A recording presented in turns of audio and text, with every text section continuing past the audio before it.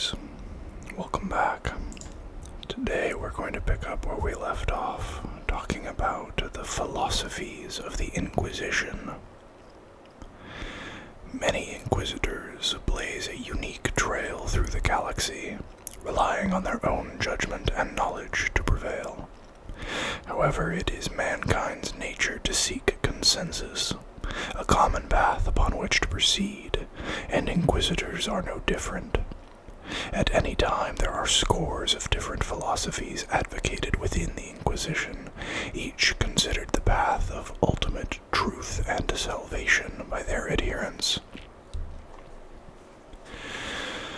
These are not doctrines, but ideas, tested with every tool at the Inquisitor's disposal.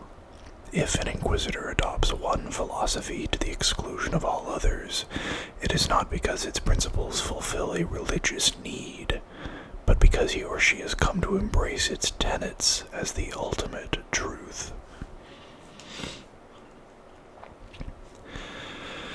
Just as the size of an ordo itself rises and falls, so too does the popularity of each philosophy, with some flaring but briefly, and others enduring through the millennia.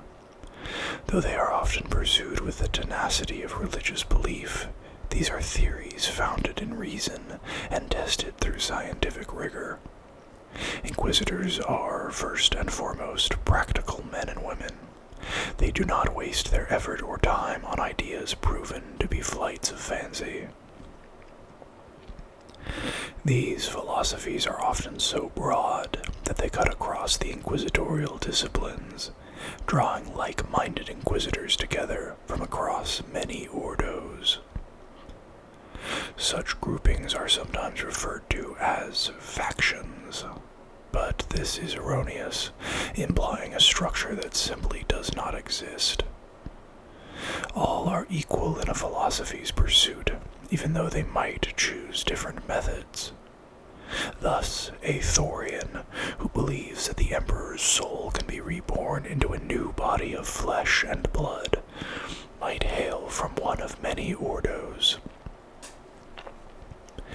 Even as an Inquisitor of the Ordo Xenos seeks alien gene tech to create a new body, a member of the Ordo Malleus might delve into the study of the warp to learn how the Emperor's spirit might be guided into the physical world. Meanwhile, an Inquisitor of the Ordo Hereticus might contribute his own researches into the legends of the Ecclesiarchy. However, for each Inquisitor dedicated to such a philosophy, there is always at least one who opposes it as radical folly and seeks to destroy all traces of it. After all, central to the Inquisition's purpose is the credo, "Trust no one." And this applies as much, or perhaps more greatly so, to one's fellow Inquisitors as any other living being.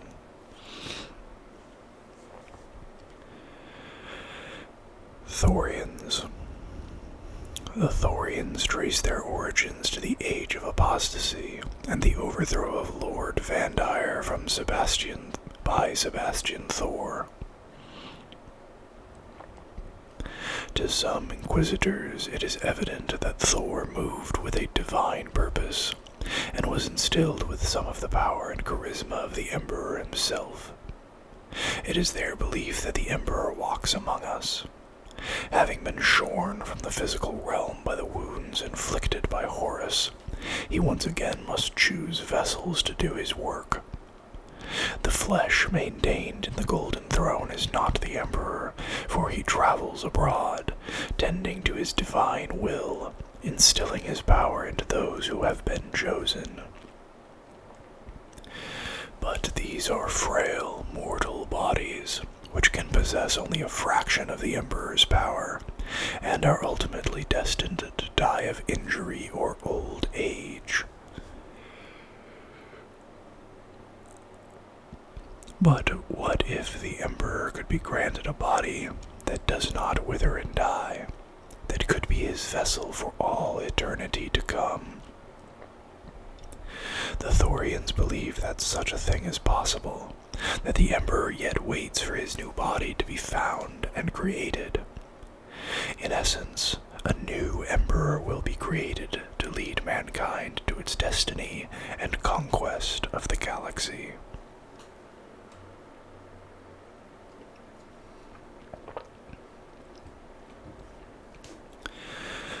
Thorians seek ways that energy and consciousness interact with the warp, and their transferal from one to the other. They delve into the secrets of possession and manifestation by demons and other warp entities, trying to decipher what rules govern the relationship between the warp and the material universe. It is their dream that one day they shall find a host suitable for the Emperor's magnificence, and through prayers and ritual be able to guide his spirit into a new body, allowing the Emperor to once again walk amongst his people. The Thorians' opponents claim that even if it were possible to resurrect the Emperor into a new mortal body, it would cause a schism across the Imperium more dangerous than any heresy or civil war that has gone before. Believers in the resurrection and unbelievers would violently clash, and a large part of the Imperium would be destroyed in a massive war of faith. Even if this does not happen, nobody knows what changes the Emperor's power underwent upon his ascension, and whether he would lose them, or he once more combined to a physical shell.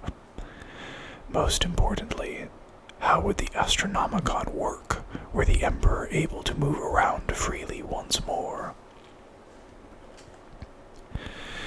It is the risk to these very foundations of the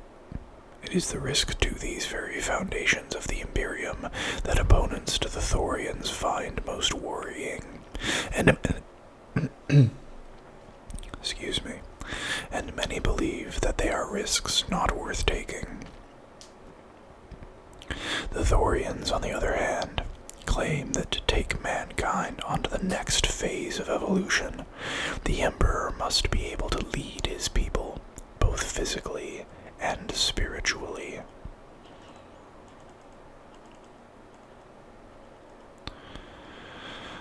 Monodominance. In the 3rd century of the 33rd millennium, Inquisitor Goldo compiled his many experiences and commentaries from nearly 400 years of service to the Imperium. His final conclusion amounted to declaring that the only way the Emperor's loyal servants would survive in the galaxy was if everything else was destroyed. At the time, this overtly pessimistic view found few sympathizers, and was attributed to a devout but aging Inquisitor suffering a breakdown and losing his faith in humanity's ability to prevail. However, several centuries later, Inquisitor Germinius of Pelusia revived this theme of monodominance and swore to enact Goldo's vision, and it has enjoyed varying levels of popularity amongst Inquisitors ever since.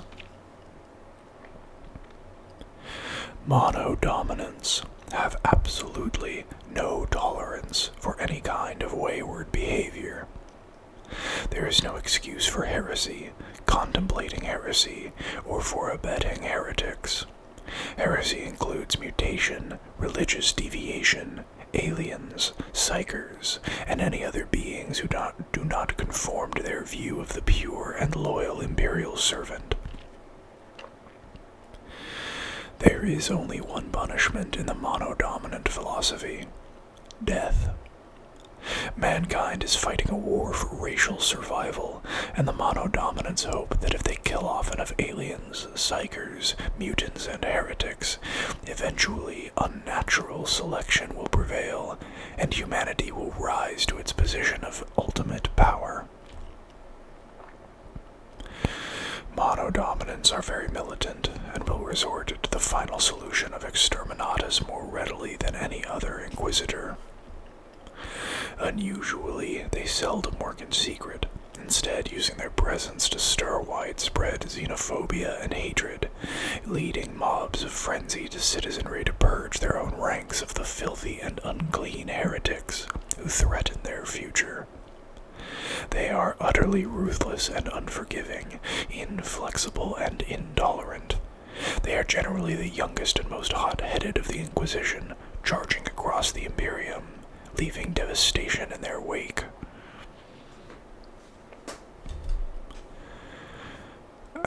Amalathians. The start of the 41st Millennium was a time of spiritual and physical rebuilding for the Imperium. A great conclave was held on Cathalamor at Mount Amalath, where military, religious, and political leaders and dignitaries gathered in their thousands to swear once more their oaths of loyalty to the Emperor and mankind. It was this gathering that spurred Macarius to his conquest of nearly 1,000 worlds. And during this time there was a swell of optimism within the Inquisition that everything was once more proceeding as the Emperor had planned, in contrast to the widespread pessimism that pervaded before and after the Reign of Blood and Plague of Unbelief. A large number of Inquisitors have been drawn to the Amalathian movement, believing that it was their duty to let nothing threaten the strength which the Imperium was regaining. They strive to maintain the status quo, seeking out any person or agency that might destabilize the power of the Imperium from without or within. They are less concerned with the more traditional crimes of mutation, witchery, and religious heresy, except where these conflict with the institutions of the Empire of Man. They try to keep the rivalry and politicking between the various imperial organizations to a minimum, holding to the Inquisition's original creed of strength through unity.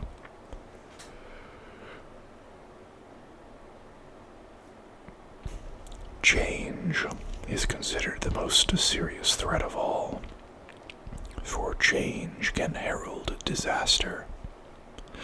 While other Inquisitors may endeavor to bring about some great upheaval or revelation that will see mankind break from its current turmoil into a new golden age, the Amalathians prefer to progress slowly, if progress is necessary at all.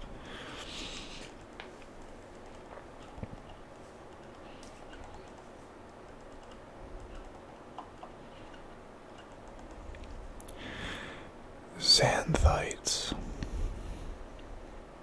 Xanthism is one of the oldest philosophies of the Inquisition, named after Zaranchek Xanthus, who was executed as a heretic in M32. Xanthus was accused of chaos worship, and although he professed his innocence strongly, he was eventually burnt at the stake by his fellow Inquisitors.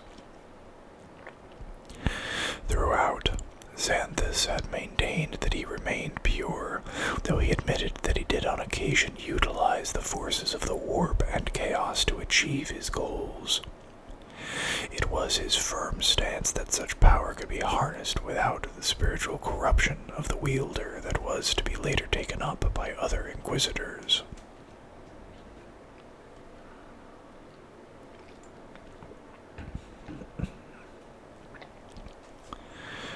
It is the ultimate goal of the Xanthites to harness the power of chaos for mankind. They believe that chaos cannot be defeated, for it is merely a reflection of humanity itself. However, those energies and powers created by its existence can be turned back for the benefit of humanity, rather than being an enemy. This does not mean that they advocate giving in to chaos, but rather wish to capture the essence of chaos and turn it to useful rather than destructive purposes.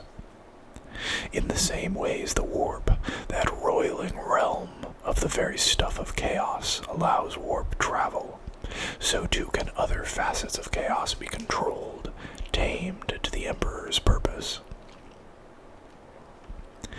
Xanthites investigate all aspects of the warp and chaos, imbuing its power into themselves where possible, destroying it only when necessary. They will use chaos-tainted artifacts, demon weapons, books of chaos lore, and other heretical items, utilizing the abilities of these weapons and tools to combat the incursions of chaos, heretics, and aliens. Within the Xanthites there are those whose beliefs go even further, known as Erusians. The Erusians look to the Primarch Horus, who as a mighty being conferred with immense chaos power, and see an opportunity wasted. They believe that a new Horus could be created, invested with great energy from the warp, but one who would unite all mankind for its betterment, rather than enslaving it to chaos. Most other Inquisitors consider the Xanthites, and particularly Erusians, to be walking along the edge of a precipice. Xanthites are commonly seen amongst the Inquisition as arrogant and dangerous, toying with powers they do not fully comprehend. However, as one of the oldest philosophies of the Inquisition, and including among their numbers some of the most learned and powerful Inquisitors, it is a brave or rash Inquisitor who will stand alone against the Xanthites. Most often, as was the case with Xanthus himself, a cell of Inquisitors will form a common cause against a particular Xanthite in an effort to expose his perceived heresies and to deal justice. Their dealings with demons and the warp leads many Xanthites and Erusians to become members of the Ordo Malleus, and they quite frequently build up associations with chaos cults. They have been known to create sects of their own, which are concerned with unraveling ancient mysteries and delving into arcane lore and knowledge.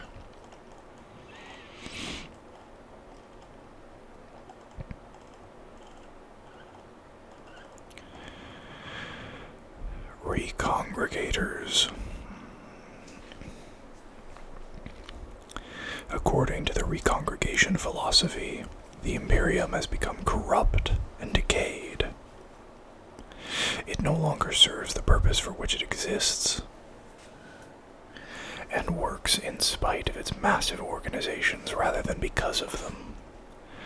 Over time, the morass of politics, factions, bureaucracy, and the immense edifices of the Imperium must be pulled apart and reassembled in a new fashion that works better for mankind.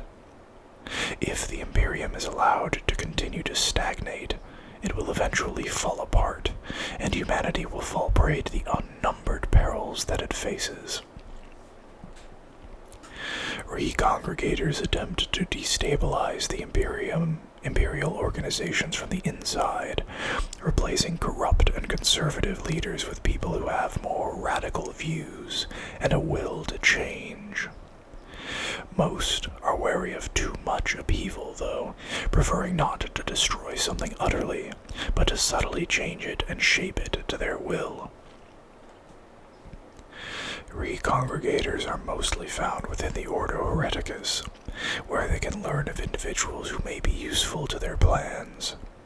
Recongregators often help anti-imperial sects and covens, even altering the cult's philosophies to match their own if possible. They are not above extreme action when necessary, if this will promote the required response and change they desire. As can be imagined, Recongregators have frequent run-ins with those who believe in the Amalathian philosophy, as the two beliefs are diametrically opposed.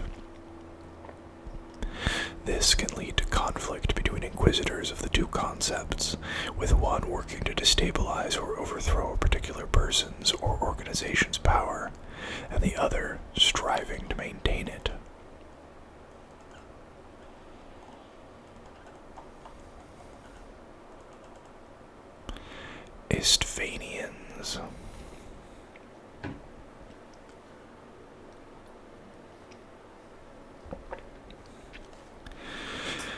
greatest conflict to engulf humanity was the Great Heresy, which began with the Primarch Horus's virus bombing of Isstvan III.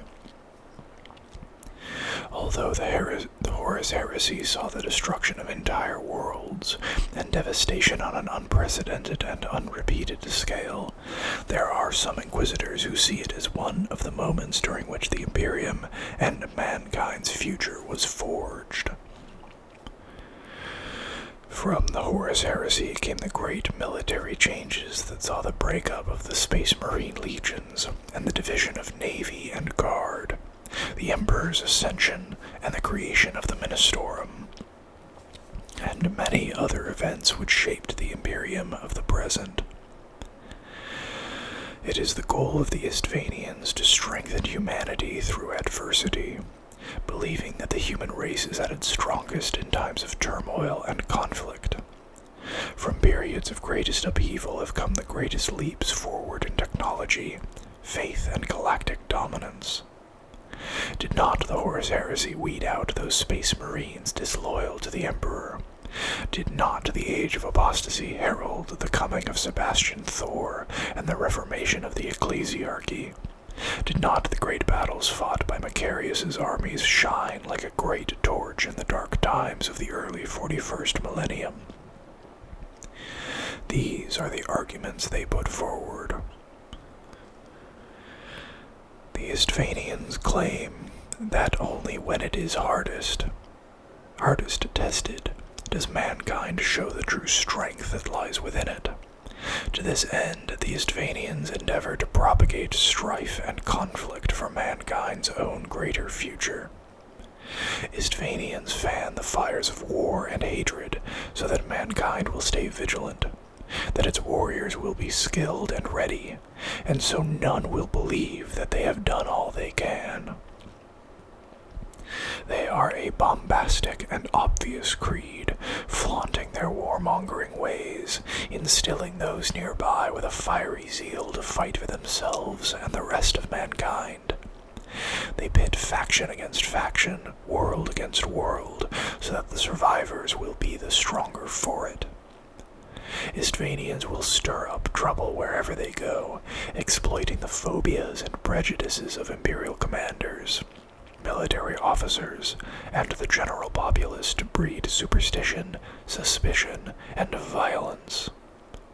They work well with destabilization and terrorist groups, and foster relationships with violent pro-imperial cults.